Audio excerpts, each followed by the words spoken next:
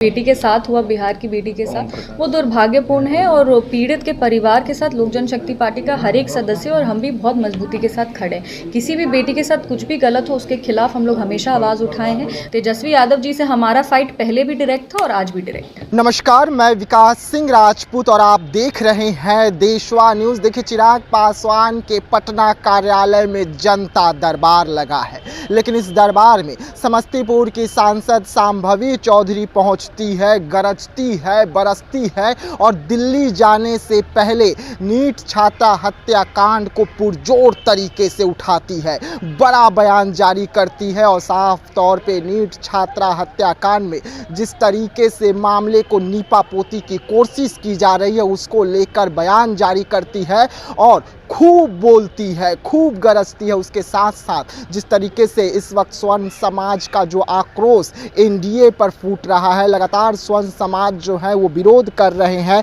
नए नियम यूजीसी को लेकर, जिस तरीके से पूरे देश में विरोध हो रहा है, इसको लेकर शांभवी चौधरी ने अपनी चुप्पी तोड़ दी है। चिराग पासवान के पार्टी का बड़ा बयान आ गया है इस मामले को लेकर। क्या कुछ कहते हुए नजर आ रहे हैं तमाम मुद्दों को लेकर, पहले आप शांभवी चौधरी को सुने। बिहार में बेटियों की सुरक्षा पे सवाल उठाया जा रहा है, कहा जा रहा है कि बेटियां अब बिहार में सुरक्षित हैं। नहीं, बिहार की बेटियां पूरी तरीके से सुरक्षित हैं। प्रशासन जो है वो पूरी तरीके से बेटियों के आत्मविश्वास को, सरकार जो है वो बेटियों की उम्मीदों को पूरा करने के लिए काम कर रहा है। अगर ऐसा नहीं होता तो एनडीए जो है वो इतनी मजबूती से वापस नहीं आती है। बेटियों का भरोसा ही है जो एनडीए को इतनी मजबूती से वापस लेके आया है। विपक्ष जानबूझ करके एक भ्रम फैलाने का प्रयास कर रही है जो गलत है।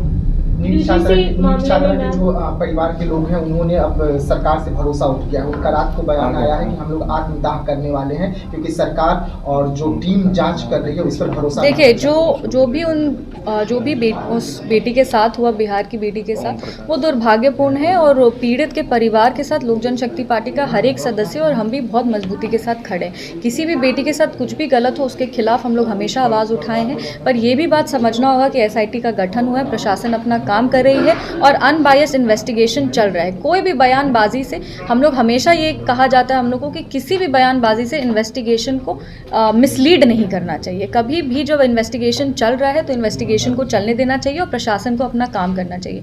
डीजीपी हो, वो एसआईटी हो, वो जितने भी तमाम प्रशासनिक अधिकारी हों, सब अपना काम करें, उनको अपना काम करने का स्पेस दीजिए। मैम, एक सवाल खड़े हो रहा है कि जो डॉक्टर हैं जिन्होंने इस मामले को पहले ही पॉइजन से जोड़ दिया और अपने कागज पर उन्होंने लिखित दिया कि लड़की पॉइजन का शिकार। देखिए, हम कोई भी बयान देके हम इन्वेस्टिगेशन को मिसलीड नहीं करेंगे। ये इन्वेस्टिगेशन, ये प्रशासन का अधिकार है, ये एसआईटी का अधिकार है। इन्वेस्टिगेशन चल रहा है और बहुत पॉजिटिव डायरेक्शन में चल रहा है। ये हम बिहार की जनता को बताना चाहेंगे और बहुत जल्दी इसको केस का क्लैरिटी मिलेगा।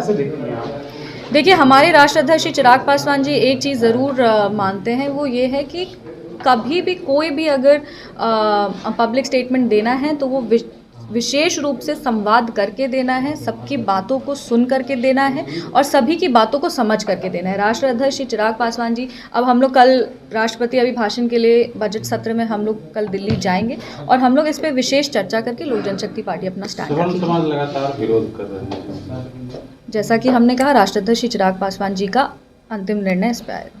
कल आरजेडी के राष्ट्रीय अध्यक्ष हैं, वो भी चेंज हुए हैं, इस पे आप क्या कहना चाहेंगे? देखिए, आरजेडी किस तरीके से अपने पार्टी के इंटरनल इश्यूज़ को डील करती है, ये लोक जनशक्ति पार्टी कभी भी नकारात्मक राजनीति के भागीदारी नहीं हुई है, ना ही कभी भी किसी के पार्टी के अंदरूनी इंटरनल इश्यूज़ पे कोई कमेंट की है। आरजेडी को विशेष रूप से अपने पुअर परफॉर्मेंस के बाद इस चीज़ पे ज़रूर ध्यान रखना चाहिए कि संगठन के तौर पर एक समीक्षा बैठक करके और कहाँ गलती हुई उसको पहले एड्रेस करना चाहिए। तेजस्वी यादव जी से हमारा फाइट पहले भी डायरेक्ट था और आज भी डायरेक्ट है। 100 दिनों की छुट्टी पे थे, लेकिन उन्होंने कहा कि न कर्पूरी जी झुके थे, न लालू जी झुके हैं, न हम झुके हैं। फिर वो भाग क्यों गया? जनता के सवाल का जवाब देना चाहिए था उनको। मैम, आखिरी सवाल रहेगा, तेज प्रताप यादव बंगाल चुनाव लड़ने जा रहे हैं, अपनी पार्टी जो जेजेडी है वो बंगाल चुनाव लड़ने जा रही है, क्या स्वागत करेंगे आप? देखिए, भारत का संविधान सबको अधिकार देता है चुनाव लड़ने से। जहाँ से वो चुनाव लड़ना चाहें वो लड़ सकते हैं, हमारी शुभकामनाएं उनके साथ है। चलिए थैंक यू। जी हाँ, तो सुना आपने, सांभवी चौधरी है, साफ तौर पे जहां कई सवालों से बचती हुई नजर आई और साफ तौर पे कहा कि चिराग पासवान जी से पहले इस मुद्दे को लेकर बात होगी, उसी के बाद हम बयान जारी करेंगे, यानी कि यूजीसी को लेकर।